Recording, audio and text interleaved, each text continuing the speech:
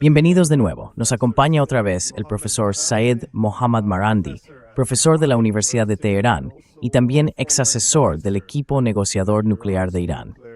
Gracias por volver al programa. Muchas gracias por invitarme, Glenn. Así que la guerra de Estados Unidos contra Irán parece no hacer más que intensificarse y además se está ampliando. La última vez que hablamos, comentamos cómo podría ser la escalada. Es decir, usted mencionó que Yemen probablemente desempeñaría un papel mayor en esta guerra como respuesta a las escaladas de Estados Unidos. Por ejemplo, cerrando el Mar Rojo. Y bueno, desde entonces hemos visto a Yemen lanzar algunos ataques con drones contra Arabia Saudí, más concretamente contra sus instalaciones petroleras de Aramco. Y ahora vemos que los saudíes, de nuevo, parecen incrementar su apoyo a su bando en Yemen para luchar contra quienes en Occidente llaman los hutíes. Pero ¿qué está ocurriendo ahora? ¿Y hacia dónde cree que va todo esto?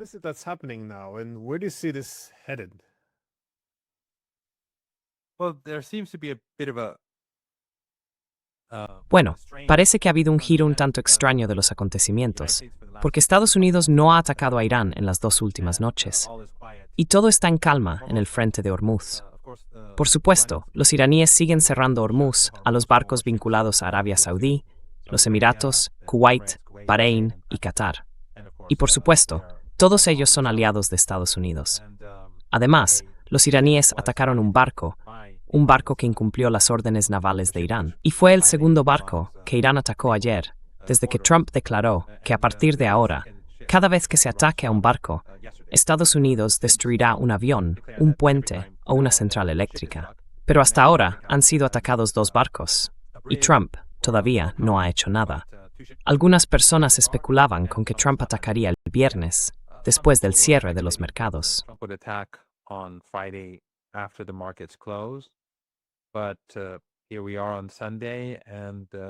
Pero aquí estamos, a domingo, y hasta ahora nada. Eso no significa que no vayamos a tener guerra.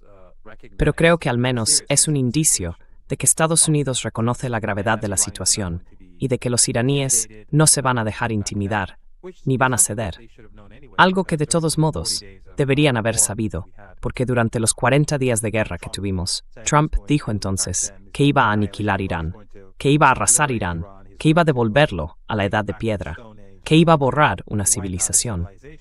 Pero eso no cambió la postura militar de Irán, ni su política respecto al estrecho de Hormuz y a la región. Así que ahora, por la razón que sea, no sé, obviamente, qué pasa por la cabeza de Trump, pero llevamos 2 días de calma.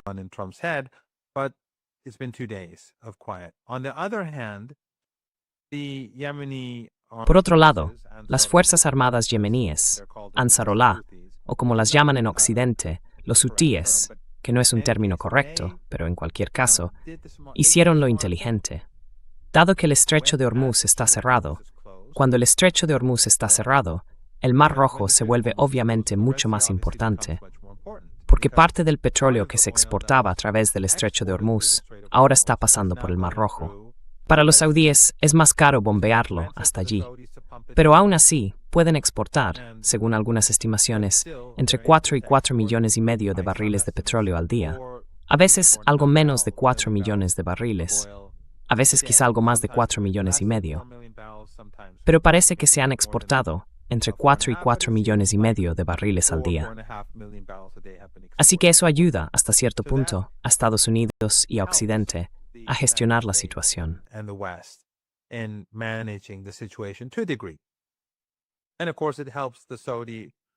Y por supuesto, esto ayuda al régimen saudí a sobrevivir, porque no puede exportar desde el Golfo Pérsico, no puede exportar otros bienes desde el Golfo Pérsico, no puede comerciar a través del Golfo Pérsico. Así que pasa a depender enormemente del Mar Rojo. Eso hace que este sea el momento oportuno para que Ansarullah presione a los saudíes. Ahora bien, ¿por qué querrían presionar a los saudíes? Porque los saudíes han impuesto un bloqueo a Yemen durante más de una década. Impusieron una guerra genocida contra Yemen, con el apoyo de Occidente, con el apoyo de la región. Impusieron el hambre entonces, en 2015 y 2016. Todos los países de la región lo apoyaron. E incluso Qatar y Turquía, antes del bloqueo contra Qatar, también formaban parte de ello. Y después del bloqueo, por supuesto, se distanciaron.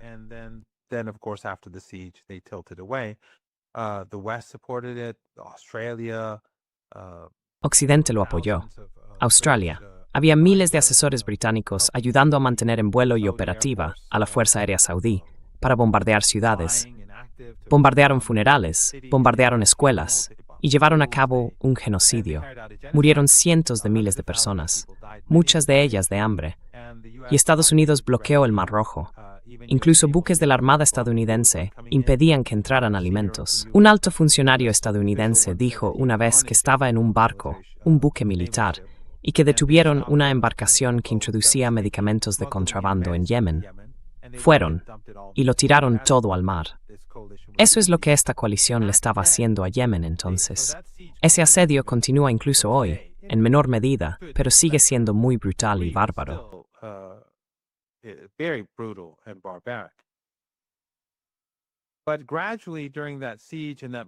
Pero poco a poco, durante aquel asedio y aquella guerra, los yemeníes empezaron a desarrollar sus propias capacidades de drones y misiles, evidentemente con la ayuda de Irán.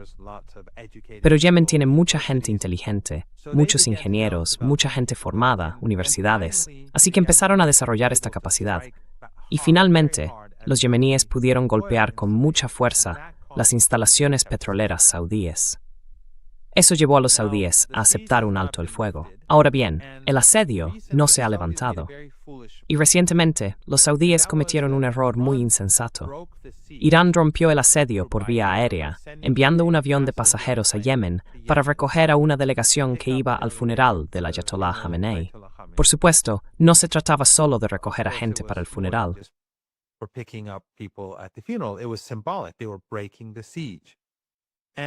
Fue algo simbólico.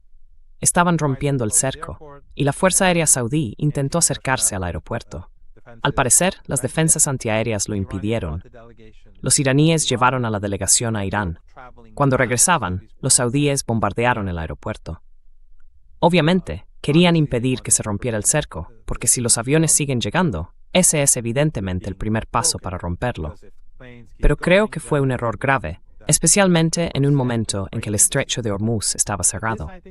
Así que, por supuesto, Irán se indignó, porque la tripulación de aquel avión eran simplemente hombres y mujeres corrientes. Era un avión de pasajeros. Y Yemen, por supuesto, también se indignó. Fue un acto de guerra.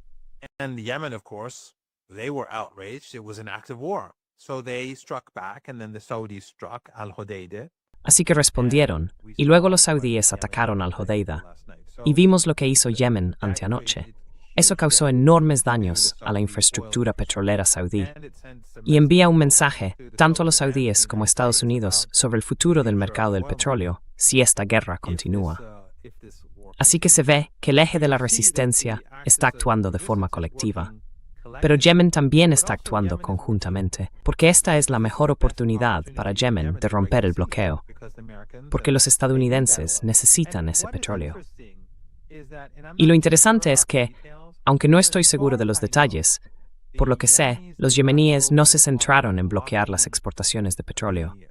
Causaron muchos daños a instalaciones muy importantes, pero si no me equivoco, los saudíes todavía pueden exportar petróleo, mientras que los yemeníes podrían haber destruido el puerto y bloqueado simplemente las exportaciones de petróleo.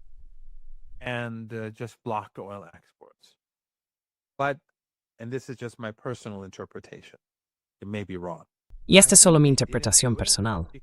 Puede que me equivoque, pero creo que no lo hicieron porque de hecho han cerrado el Mar Rojo a los barcos saudíes. Ya han atacado 3 barcos para enseñar a los saudíes que deben tomárselos en serio. Y creo que, básicamente, la razón por la que no destruyeron su capacidad de exportar petróleo y se limitaron a bloquear las propias exportaciones es que los saudíes tuvieran un incentivo para dar marcha atrás y recuperar sus exportaciones. En otras palabras, si Yemen hubiera destruido simplemente las exportaciones saudíes, eso habría sido, por supuesto, un golpe catastrófico para Mohammed bin Salman. Pero aquí los yemeníes están diciendo, básicamente en mi opinión, mirad, levantad este asedio, etillaos en nuestros niños, dejad de paz en nuestra gente, y podréis exportar vuestro petróleo.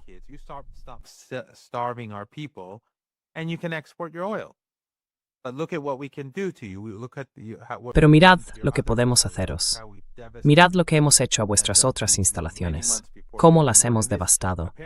Y pasarán muchos meses antes de que puedan volver a funcionar. Y al parecer, algunas de esas instalaciones están entre las más avanzadas del mundo. Así que, como Irán, quiero decir, se puede ver que Yemen e Irán se están comportando de la misma manera. Los iraníes pueden destruir las instalaciones de gas de Qatar. Y creedme, muchos iraníes quieren que el gobierno iraní haga eso. Quieren simplemente que el gobierno iraní lo arrase por todo lo que le han hecho a Irán o a Arabia Saudí.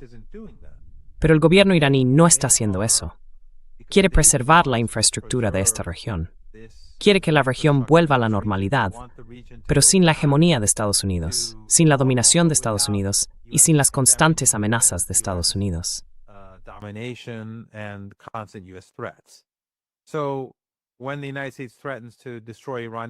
Así que, cuando Estados Unidos amenaza con destruir territorio iraní, estructuras vitales y críticas, los iraníes dicen que van a destruir las infraestructuras críticas de esos regímenes que han facilitado esta guerra, pero no van a escalar ellos primero. Así que quieren mantener ese incentivo. Quieren que Estados Unidos tenga ese incentivo para abstenerse de escalar y que los regímenes de la región presionen a Estados Unidos para que no escale. Pero, en cualquier caso, dejando todo eso a un lado, al mismo tiempo se está atacando a los saudíes. El Mar Rojo está cerrado al petróleo saudí y el Estrecho de Hormuz está cerrado. Y hace 2 días que Trump o sus fuerzas armadas han dejado de atacar a Irán y tampoco han atacado Yemen durante este periodo.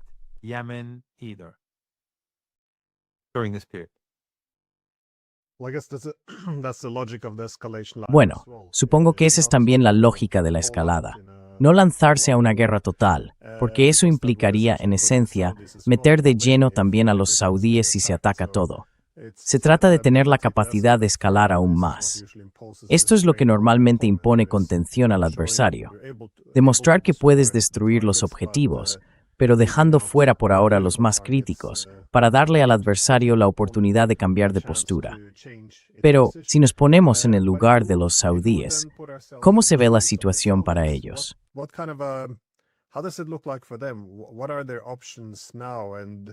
¿Cuáles son ahora sus opciones?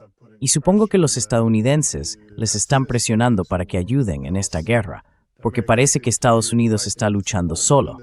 Incluso los israelíes se están manteniendo al margen, lo cual es interesante.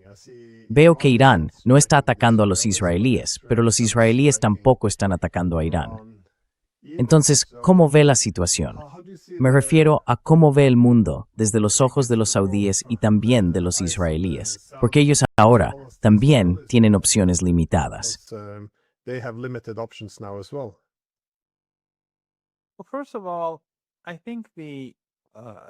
Bueno, en primer lugar, creo que el ataque desde Yemen fue probablemente una gran sorpresa, porque la calidad del ataque fue muy alta. Y evidentemente, los avances tecnológicos logrados por las Fuerzas Armadas yemeníes y Ansarullah son muy considerables. Y no hemos oído hablar de ningún éxito, o de ningún éxito importante, a la hora de derribar los misiles, los drones y los misiles de crucero. Ellos mismos han dicho que lanzaron decenas, así que su arsenal es muy considerable. Por otro lado, el arsenal iraní es enorme. Ya hemos hablado de esto antes. Los iraníes llevan décadas preparándose para esta guerra. Llevan muchísimo tiempo produciendo misiles y drones, y siguen produciéndolos ahora.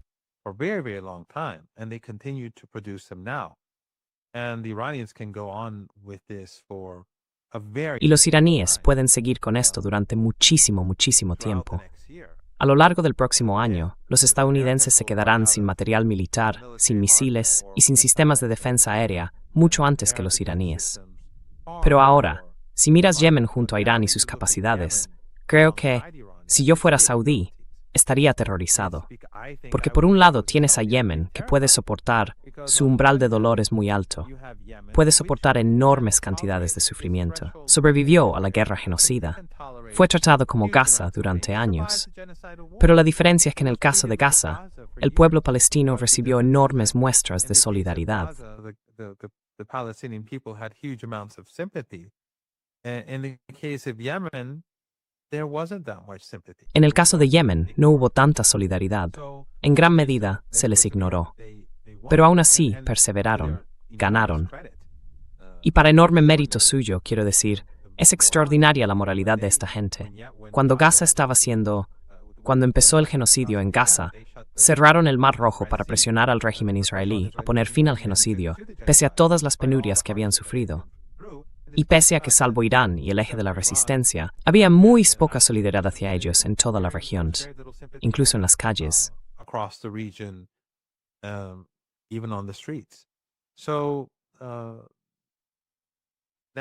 Así que ahora se ve que tanto los iraníes como Yemen pueden soportar muchísimo sufrimiento.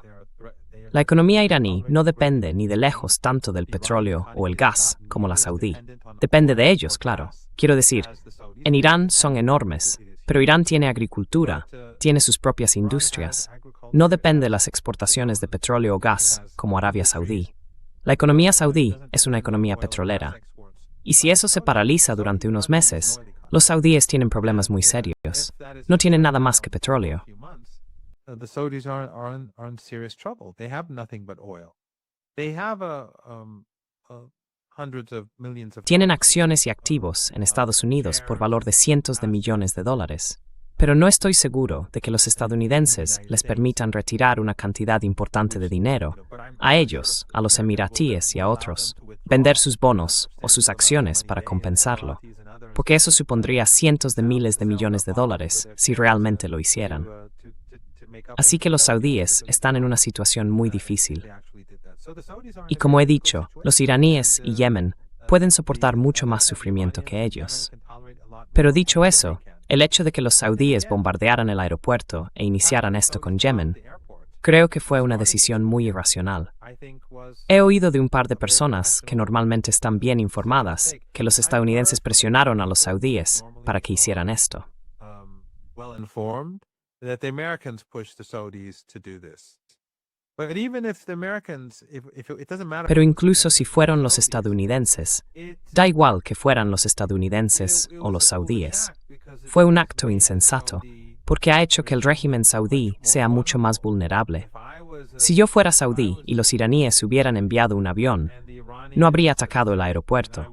Aunque sé que probablemente los iraníes enviarían más aviones y cada semana más o menos mandarían otro avión, o quizá 2 por semana, gradualmente. Pero aún así, no me arriesgaría a iniciar una guerra con Yemen mientras el estrecho de Hormuz está cerrado. Así que creo que esto pone a los saudíes en una posición mucho más difícil. Pero más importante aún, creo que pone a Trump en una posición muy difícil.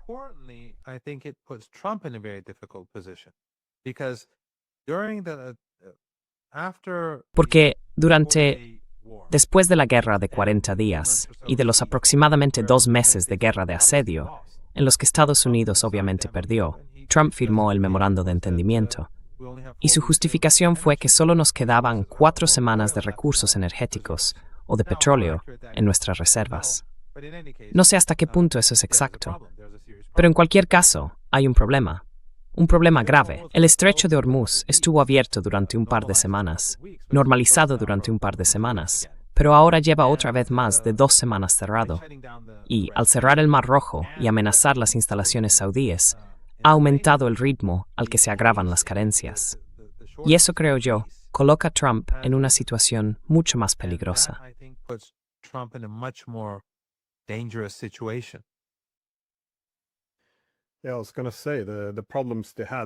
Sí, iba a decir que los problemas que tenían, ya fuera la escasez de petróleo, la economía mundial precipitándose al abismo, o lo que al parecer se está convirtiendo en una cuestión cada vez más divisiva dentro de la administración Trump, el agotamiento de sus recursos militares.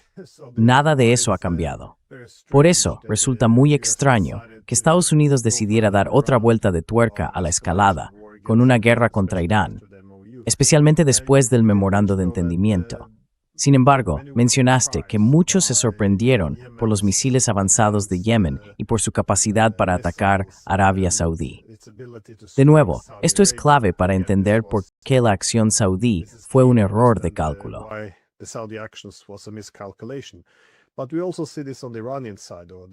Pero también vemos esto en el lado iraní. Los medios informan ahora de que los ataques iraníes son mucho más devastadores. Es decir, están causando más bajas estadounidenses, destruyendo objetivos militares estadounidenses y su equipamiento. Y me preguntaba, ¿cómo interpreta usted esto? ¿Hasta qué punto se están alcanzando objetivos estadounidenses?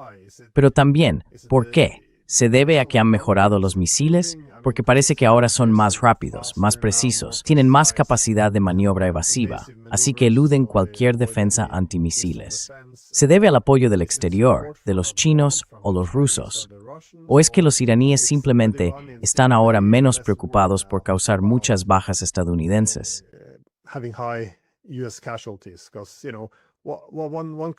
Porque ya sabe, se podría plantear la hipótesis de que Irán no quería atacar a demasiadas tropas estadounidenses, porque si las bajas son demasiado elevadas, eso socavaría la posibilidad de la diplomacia. Pero ahora no creo que nadie piense que la diplomacia sea una opción seria.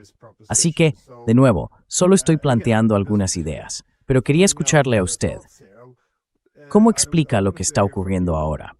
Porque uno pensaría que, después de todas estas rondas de ataques contra Irán, Irán se debilitaría. Pero de nuevo, la gente está un poco sorprendida, porque esto también aparece en los medios occidentales.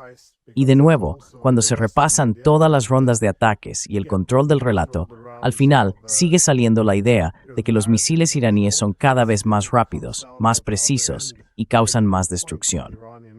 Entonces, ¿cómo le damos sentido a esto?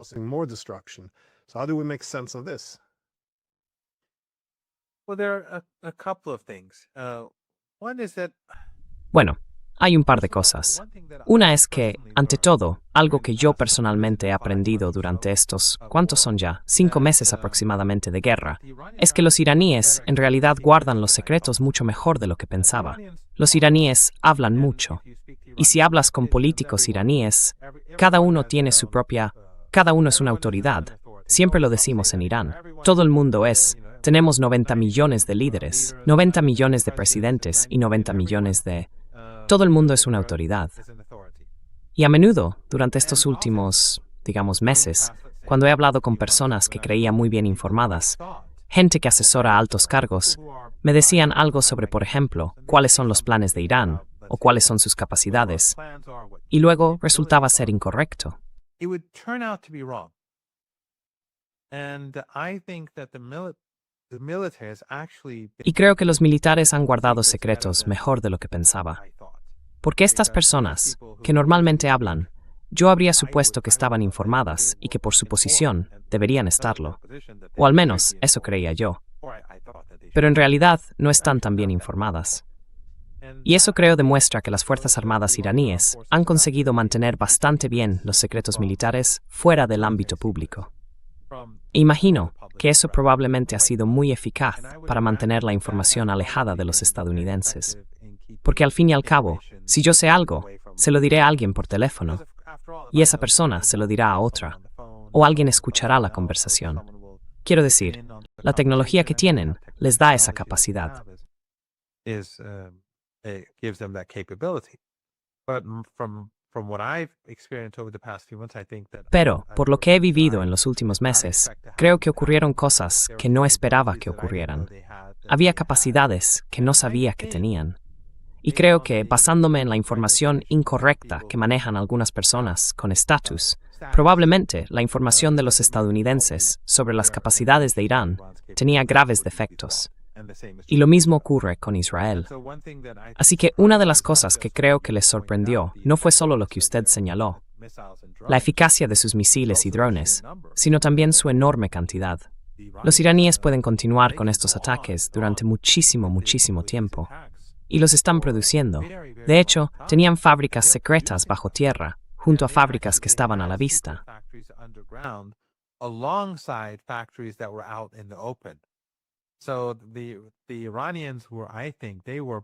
Así que los iraníes, creo, estuvieron jugando durante mucho tiempo a un juego de engaño.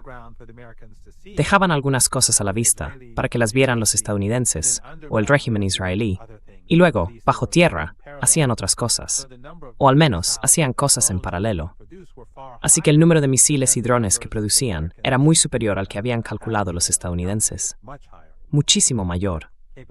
Y también era mucho mayor su capacidad para seguir produciéndolos. Eso es una cuestión, las cifras puras. Pero también están la calidad y las capacidades. Por lo que yo entiendo, incluso durante la guerra, la calidad de sus misiles ha ido mejorando. Pero aún así, han priorizado el uso de misiles y drones más antiguos.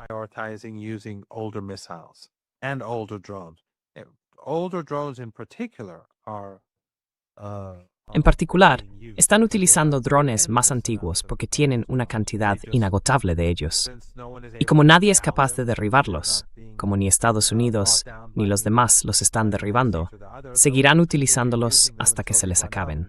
Entonces pasarán a tecnologías más avanzadas.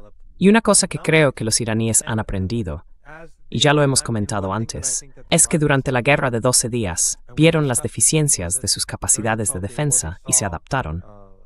Así que los estadounidenses, durante los 40 días de combates, no pudieron destruir en tierra ninguno de los misiles iraníes ni sus lanzadores. Y ahora, durante estos 15 días, creo, no estoy del todo seguro, pero ha habido 2 días de calma.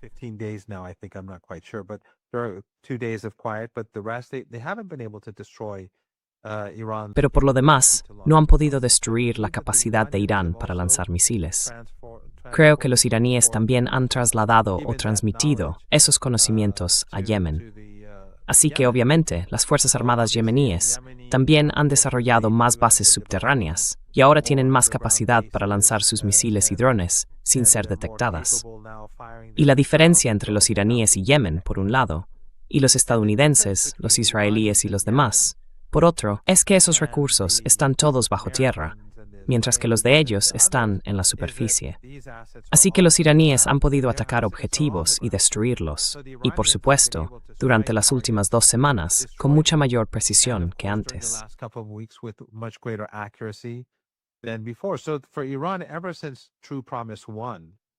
Así que, en el caso de Irán, desde Promesa Verdadera 1, pues ha sido una evolución, han ido evolucionando y mejorando en lo que hacen.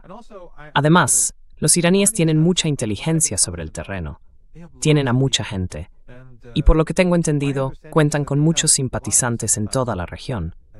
No todos son necesariamente ciudadanos, algunos podrían ser simplemente espías pagados, pero en cualquier caso, Irán dispone de mucha inteligencia. Saben en qué hoteles se alojan los estadounidenses, saben qué edificios ocupan en los Emiratos, en Kuwait, en Qatar, y los iraníes advirtieron, creo que hace apenas 2 días, que van a empezar a atacar esos edificios, esos hoteles donde se alojan los estadounidenses.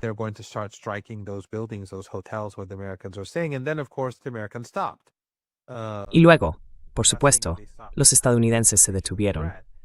No digo que se detuvieran por esta amenaza concreta, pero en cualquier caso, esta fue una de las últimas cosas que los iraníes dijeron que iban a hacer antes de que los estadounidenses suspendieran los bombardeos.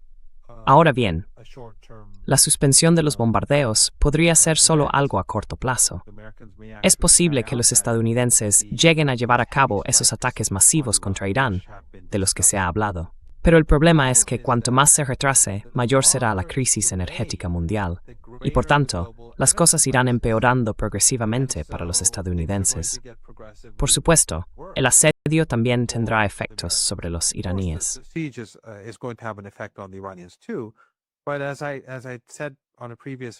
Pero, como dije en una conversación anterior que tuvimos, los iraníes, cuando firmaron el memorando de entendimiento, sabiendo que los estadounidenses iban a incumplirlo y a socavarlo, actuaron rápidamente. En cuanto se levantó el cerco, y los estadounidenses levantaron el cerco, básicamente por sí mismos, porque querían aliviar la crisis energética, los iraníes tenían decenas de petroleros llenos de petróleo, así que lo exportaron rápidamente a los mercados asiáticos, y trajeron barcos con suministros críticos para Irán. De modo que ahora los iraníes tienen una mayor capacidad para mostrar paciencia, mientras que creo que a los estadounidenses se les está acabando la energía.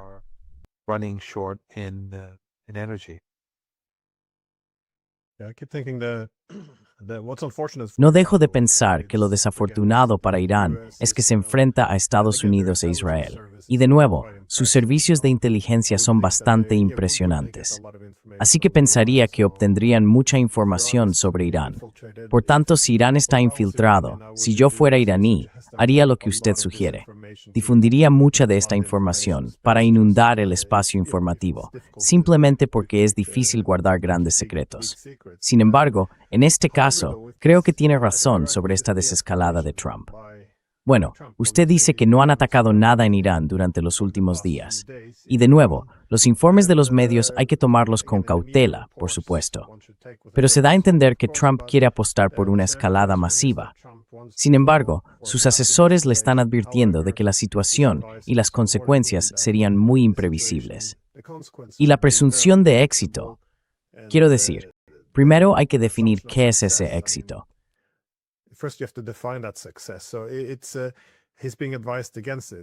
Así que le están aconsejando que no lo haga. Al menos, eso es lo que nos cuentan. Pero claro, la propaganda es bastante intensa.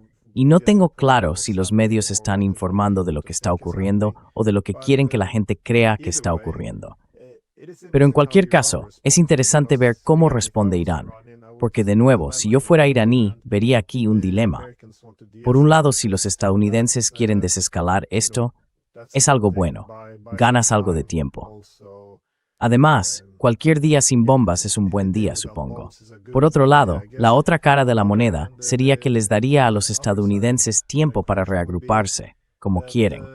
Y supongo que ceder ese control de la escalada a los estadounidenses, que deciden cuándo empieza la escalada y cuándo empieza la desescalada, si los estadounidenses sienten que tienen ese control sobre la guerra, eso los haría mucho más audaces.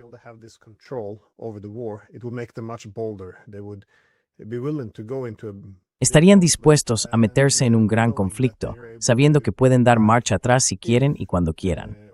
Supongo que así es también como acabaron con el problema del estrecho de Hormuz. Pensaron que, si no lograban decapitar a Irán, podrían volver al antiguo statu quo. Pero como descubrieron, eso no existe. En fin, mi pregunta era en realidad sobre el estrecho de Hormuz, porque Estados Unidos tenía muchos objetivos, lo sabemos. Querían un cambio de régimen. Querían acabar con el programa nuclear de Irán. Ya saben, militar o civil, daba igual. No querían que tuviera nada. Querían destruir el programa de misiles balísticos.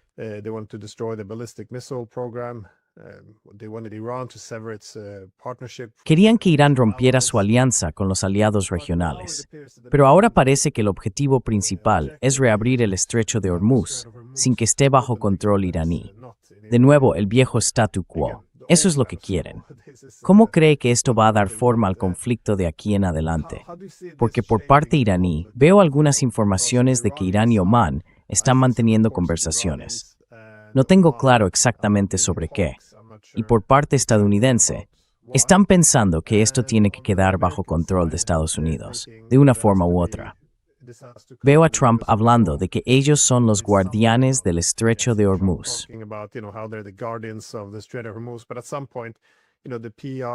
Pero, en algún momento, las relaciones públicas, y bueno, llamémoslo tonterías, tienen que materializarse en algo concreto.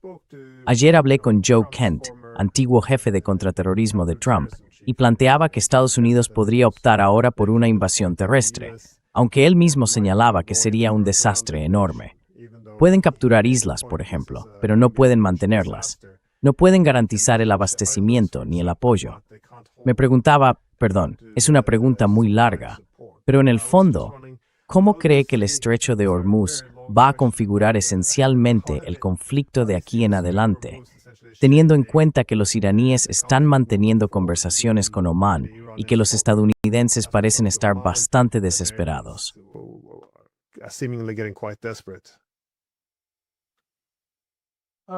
En primer lugar, creo que en cierto sentido, Irán ya está subiendo en esta escalada al mantener cerrado el estrecho de Hormuz. Y sé también que ahora el Mar Rojo está cerrado. De algún modo, está aumentando muy discretamente la presión sobre Estados Unidos. Por supuesto, la presión también recae sobre Irán, no hay duda. Pero la capacidad iraní para soportar el sufrimiento es distinta de la de Estados Unidos, por muchas razones. Una de ellas es que, por supuesto, hemos visto los funerales, hemos visto el apoyo a la República Islámica entre la población general, y eso es fundamental. Pero además, Irán es la víctima de esta guerra. Eso da a la gente una mayor capacidad de resistencia.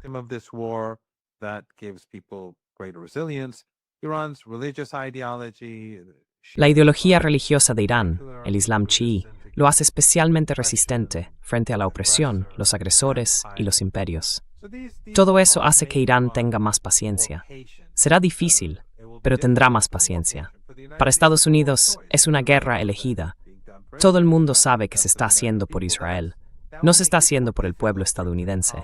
Eso hará que le resulte más difícil tolerar la inflación, el sufrimiento económico y demás.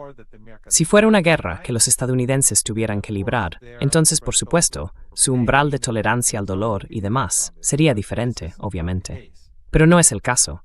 Así que creo que los iraníes tienen ventaja cada día que pasa.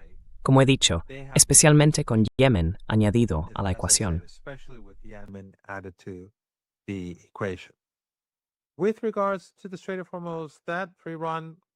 En lo que respecta al estrecho de Hormuz, creo que para Irán ya está claramente, claro para todos, que es una línea roja.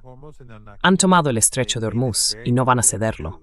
Además, lo han hecho muy público. No es solo algo que alguien haya lanzado para luego poder retirarlo. Han dejado muy claro que el estrecho de Hormuz ha cambiado para siempre. Los estadounidenses pueden tomar varias direcciones. Una es que podrían ir retrocediendo gradualmente. Otra, que podrían escalar. O pueden continuar, lo que creo que sería una opción terrible para Estados Unidos, porque fracasarán. O pueden escalar para intentar encontrar una solución que imponga una situación distinta a los iraníes, en la que los estadounidenses tengan la ventaja.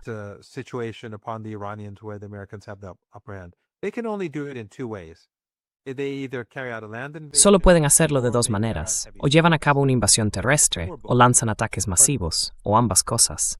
Pero ya sabe, si lanzan ataques masivos contra Irán, Irán devastará a los regímenes árabes del Golfo Pérsico.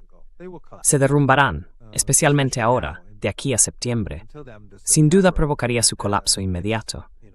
Pero incluso si los estadounidenses llevaran a cabo ataques masivos dentro de 3 o 4 meses, Irán, al devastar esos países en respuesta a su complicidad, haría que se derrumbaran de todos modos. Pero ahora sería, ya sabe, el momento de máximo calor en agosto en la península arábiga y con esa humedad.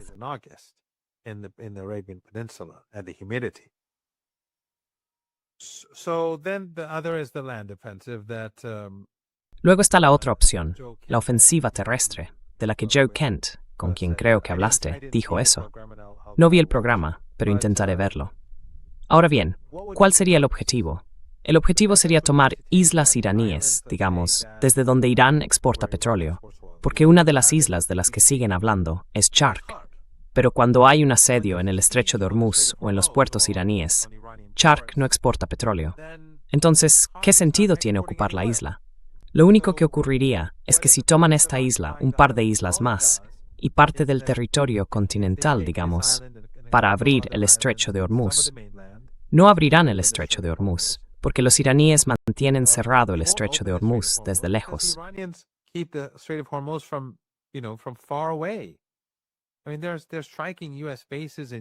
Quiero decir, están atacando con precisión bases estadounidenses en Jordania y destruyendo sus activos clave. Así que esto no es como en el siglo XX o en el XVIII, cuando necesitabas tener soldados apostados en la costa y barcos en medio del estrecho diciendo, vale, tú no puedes pasar y tú sí. Bueno, tú puedes pasar, pero tú no. Los iraníes pueden destruir todos los barcos. Quiero decir, los barcos están repartidos por todo el Golfo Pérsico. Muchos están lejos del estrecho. Están, ya sabe, en el norte del Golfo Pérsico. Y los iraníes tienen la mitad de la costa. Por eso se llama Golfo Pérsico. Y tienen todas esas islas. Y tienen montañas que discurren justo al lado del Golfo Pérsico y del estrecho de Hormuz.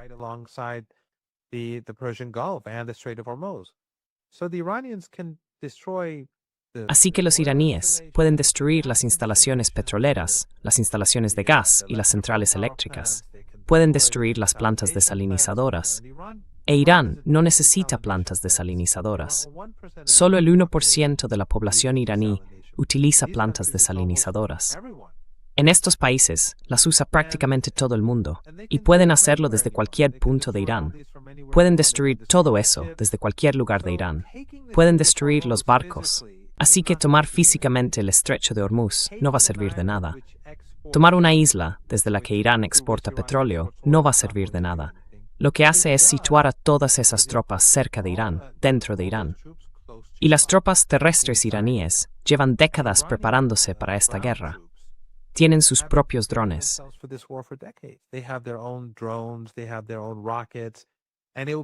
Tienen sus propios misiles. Y será combate cuerpo a cuerpo. Y combatirán en muchos casos desde las montañas.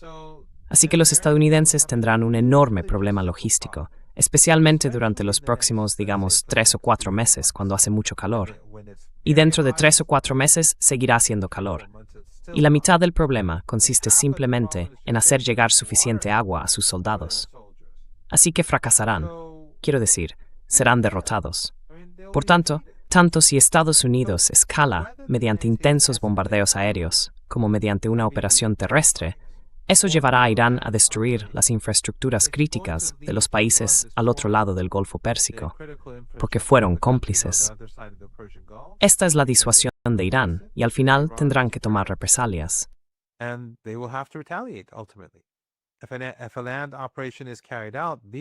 Si se lleva a cabo una operación terrestre, estos países se verán implicados. Así que Irán destruirá sus infraestructuras críticas. Y eso hará mucho más difícil, por cierto, que Estados Unidos introduzca apoyo logístico. Cuando todos estos países se hayan venido abajo y no haya electricidad ni agua, a Estados Unidos le resultará mucho más difícil traer cosas desde Kuwait, Bahrein o los Emiratos. Así que, si hay bombardeos aéreos intensos, la región. Irán responde. Si hay una ofensiva terrestre, Irán responde. En cualquiera de los dos casos, Estados Unidos pierde. Si continúa lo mismo, pierde, porque la crisis energética mundial golpeará al mundo. Quiero decir, esto no es como hace 2 o 3 meses.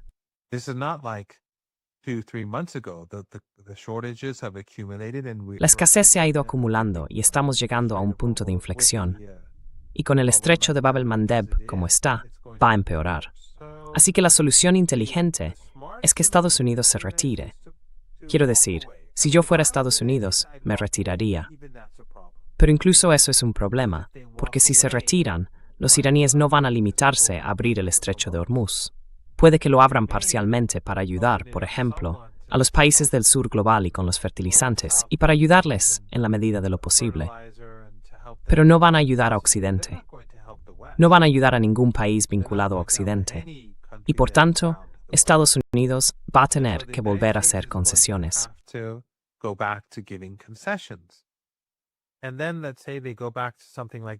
Y luego, pongamos que vuelven a algo parecido al memorando de entendimiento. Pero después de lo que ha pasado, no creo que los iraníes vayan a aceptar ese memorando. Van a decir, queremos un memorando de entendimiento reforzado y vais a tener que hacer concesiones desde el principio, antes de que hagamos nada, porque no os creemos. Porque con el memorando de entendimiento, Estados Unidos lo incumplió desde el primer día. No obligó a los israelíes a salir del Líbano, ni a detener las muertes, ni a parar la destrucción. No devolvió los activos robados a Irán. Siguió amenazando a los iraníes, vulnerando el acuerdo. Sacó las exportaciones de petróleo iraníes del régimen de sanciones, pero volvió a imponer esas sanciones apenas unos días después.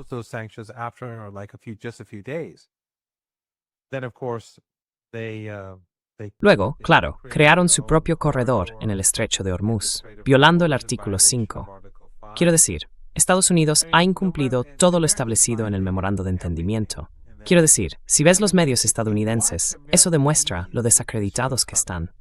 Fingen que Irán, ya sabes, que la razón por la que esta guerra se reavivó fue porque Irán atacó un par de barcos, lo cual, por supuesto, es absurdo. Esos barcos estaban violando el memorando de entendimiento. Los países propietarios de los barcos, los saudíes, los emiratíes y los kuwaitíes, lo hicieron deliberadamente junto con los estadounidenses. Y los iraníes decían, no vais a hacer eso. No vamos a permitiros violar el memorando de entendimiento. Así que creo que al final habrá algún tipo de acuerdo. there will be some sort of agreement. I mean, all wars come to an end. Quiero decir, Just like todas las between guerras Saudi Arabia and terminan. Yemen, Igual que entre Arabia Saudí y Yemen, but esto llegará a su I think fin. the Iranians will, for example, Pero creo que end los iraníes, por ejemplo, exigirán que se levante el asedio sobre Yemen. I think Iran will Creo make que Irán additional planteará demands on exigencias Gaza, adicionales sobre Gaza and y probably probablemente more más demands on exigencias Israel respecto a sus assets. propios activos. So, I Así que just creo think que al that reiniciar esta guerra, Trump ha fortalecido la posición de Irán. La guerra, por supuesto, es devastadora para todos, pero hablo en términos relativos. En términos relativos, Irán se está fortaleciendo, igual que ocurrió durante la guerra de los 40 días, igual que durante el asedio. En términos relativos.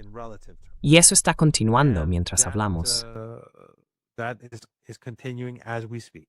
And so ultimately, when the United States comes to Y así que en última instancia, cuando Estados Unidos entre en razón, tendrá que dar más de lo que prometió en el memorando de entendimiento. Y los iraníes se asegurarán de que se vea obligado a dar más de lo que vimos en ese memorando. Al menos, esa es mi interpretación. Y otra cosa, Glenn, creo que, y de nuevo, no tengo acceso a información entre bastidores, pero creo que a medida que pasa el tiempo, la coordinación entre Irán y Rusia está creciendo. Y en la práctica, ahora estamos viendo que Estados Unidos y Occidente están convirtiendo estos dos frentes en uno solo. Por ejemplo, vimos el barco que estaba en el Mar Caspio y que Zelensky se jactó de haber atacado. Dijo que estaba transportando armas a Irán. Which he said was taking Iranian weapons to Iran. The Iranians and the Russians are now cooperating increasingly. Los iraníes y los rusos cooperan ahora cada vez más en todos los ámbitos. Y esto se debe a la política de Estados Unidos. Así que a medida que Rusia intensifica la escalada, nuestra región también escala. Yemen escala. Mañana podría ser la resistencia iraquí la que escale. La resistencia iraquí es una fuerza muy poderosa. No se habla mucho de ello, pero los iraníes tienen en Irak un enorme número de aliados armados. Son mucho más numerosos que Hezbollah, incluidas las reservas de Hezbollah, que ya es de por sí una fuerza enorme. Así que si Irak se implica, Yemen está implicado, y los rusos están implicados. Y sabemos lo que está ocurriendo en el campo de batalla en Ucrania y el aumento de las tensiones. Trump tiene muchos problemas que afrontar. Trump has a lot of problems to deal with. Well, I get the impression that the Iranians, again, Me da la impresión de que los iraníes, de nuevo, nadie en Teherán me está contando nada tampoco. Pero se pueden analizar los intereses, plantear algunas hipótesis y ver hasta qué punto hay indicios que las respalden. Si esperáramos que los iraníes se preparasen para una posible invasión terrestre estadounidense, ¿qué esperaríamos ver? Pues, ya sabe, supondríamos que los iraníes empezarían a atacar a los aliados de Estados Unidos en Irak, atacar a posibles grupos kurdos que pudieran utilizarse, como sabe, para una operación terrestre. Y todo eso es lo que ha hecho Irán. Además, los puntos geográficos que serían necesarios, como Kuwait o Bahrein, están siendo devastados ahora. Parece que ahora ocupan un lugar especial entre los objetivos de los ataques iraníes.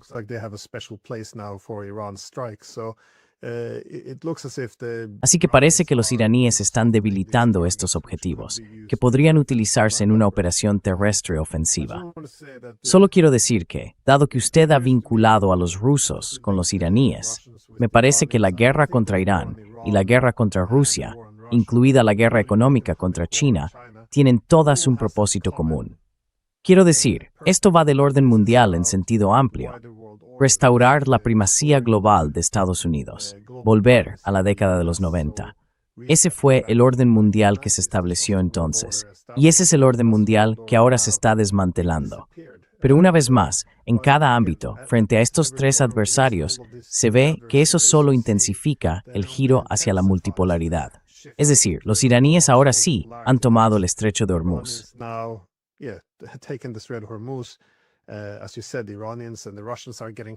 Como decías, los iraníes y los rusos se están acercando. También se puede decir que los iraníes, los rusos y los chinos, todos se están acercando. Así que esto es un desastre previsible. Puedo entender por qué Estados Unidos y sus, llamémoslos, aliados en Europa, querrían volver a los años 90, querrían recuperar la paz hegemónica. Pero yo intento decirle siempre a la gente de mi parte del mundo que hay que aceptar el mundo tal y como es decir, la distribución internacional tal y como es. Si se siguen aplicando políticas propias de un orden hegemónico cuando se vive en un mundo multipolar, se estará invitando al desastre. Y creo que la guerra iraní es un caso de estudio clave que demuestra esto. En fin, ¿tienes alguna reflexión final antes de terminar?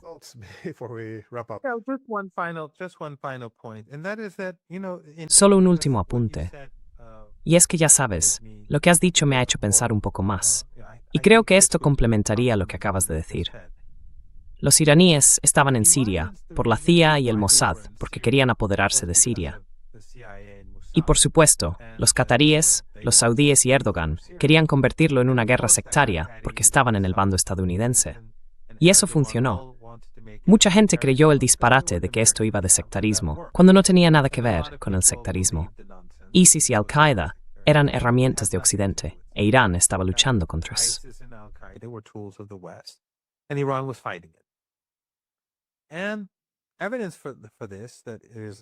Y la prueba de que nunca hubo una guerra sectaria fue que Irán apoyó a la resistencia en Afganistán contra la ocupación estadounidense.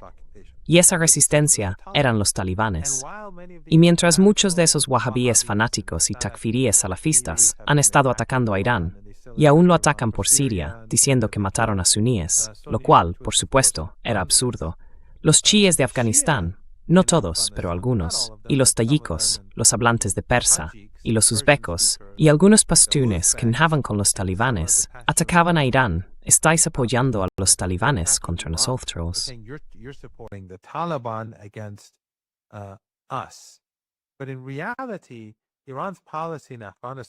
Pero en realidad, la política de Irán en Afganistán era idéntica a su política en Siria.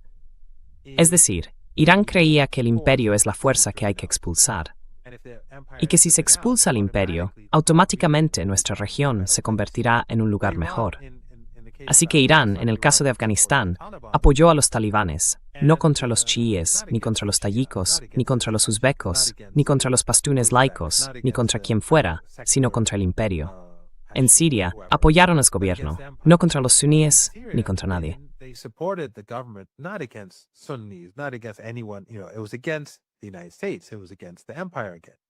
Fue contra Estados Unidos. Fue contra el imperio una vez más. Ahora bien, lo interesante es que los talibanes, y esto es lo que quiero relacionar con lo que acabas de decir, o añadir a lo que has dicho, están evolucionando. Así que los estadounidenses han intentado crear una fuerza al este de Irán, como esos grupos kurdos, que son representantes de los israelíes y de los estadounidenses en el norte de Irak. Quieren crearlos en Afganistán y en Pakistán, y los talibanes los están aplastando. Así que si te has fijado, quiero decir, el número de ataques contra las fuerzas iraníes, de atentados terroristas en Sistán y Baluchistán y cerca de su frontera, continúa, pero ha disminuido.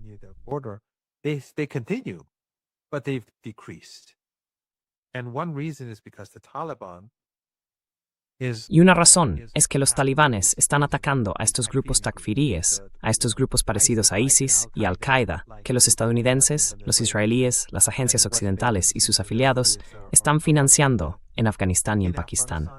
Así que estamos viendo una especie de evolución.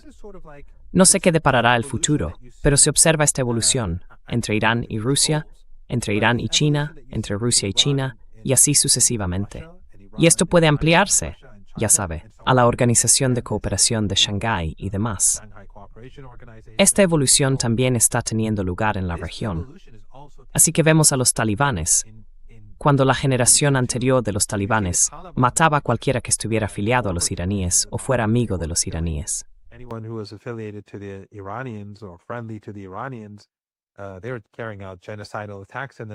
Estaban llevando a cabo ataques genocidas en la década de los 90. Esta nueva generación de los talibanes, aunque somos muy diferentes de ellos, tenemos enormes discrepancias sobre la educación y el trabajo de las mujeres, entre otras cosas, ha evolucionado de forma radical respecto a aquellos talibanes. Y ahora se ve en Irak lo que los estadounidenses y los europeos habían utilizado contra Irán en las décadas de los 80 y los 90.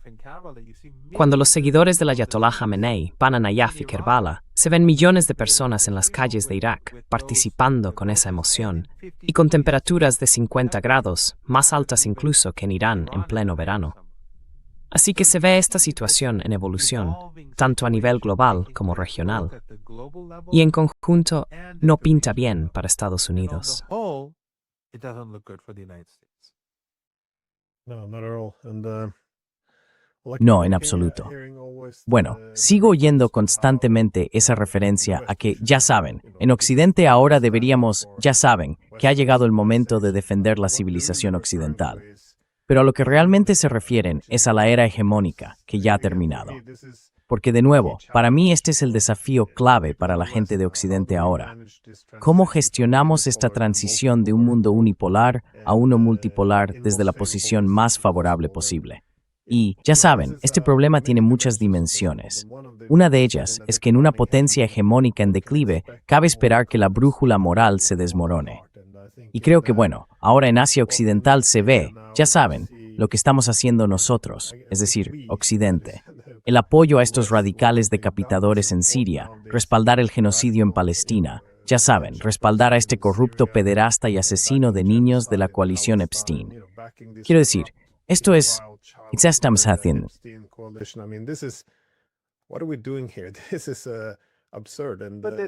Esto es absurdo. Pero también estamos viendo este cambio en Occidente. La gente ve lo que está pasando ahora en Occidente. Los grandes medios, que han ejercido un control sobre la población, y por cierto también sobre el resto del mundo. Quiero decir, quizá los iraníes se resistieran, pero en todo el mundo la gente tenía una visión negativa de Irán, porque recibía la información de los medios occidentales. La gente tenía una visión negativa de Rusia, o de quien fuera, porque la mayor parte de la información procedía de los grandes medios. Así que, incluso en Irán, si queríamos aprender en la universidad, si yo quería leer un libro sobre China, probablemente tenía que acudir prej de que nada a leer el libro de Kissinger sobre China en Irán, la perspectiva traducida, en lugar de tener conocimiento de primera mano o de que los iraníes escribieran libros sobre China.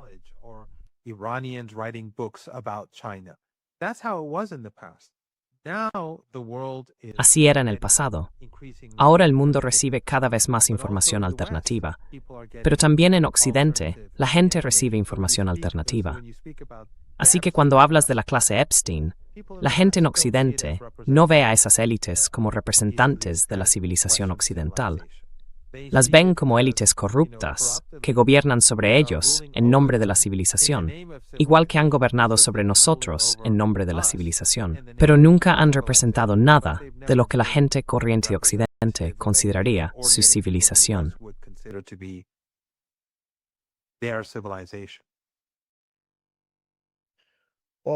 Bueno, dicho esto, muchas gracias por venir al programa. Siempre tengo ganas de hablar contigo, así que gracias. Siempre es un gran placer, Glenn. Y espero que la próxima vez que habléis, tengamos más cosas positivas de la lección. Faith es eso. Cord death se puede más oscuro, pero esperemos que me siga el bromo. Gracias. Llegaremos. Smooth.